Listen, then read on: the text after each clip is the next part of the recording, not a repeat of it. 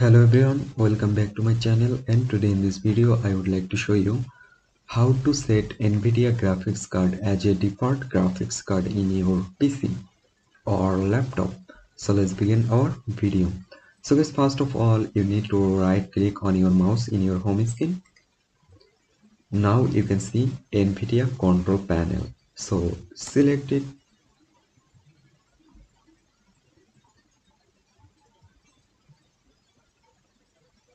Okay, after that you can see there have a option manage 3D settings. So select it.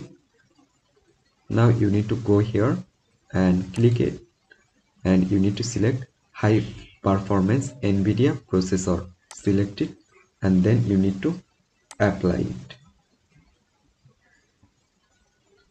Now you need to wait a moment. Now guys, Nvidia process graphics card already select a default graphics card in your PC or laptop. So hope guys this video can help you. Don't forget to like and subscribe my channel. Thank you everyone for watching this video.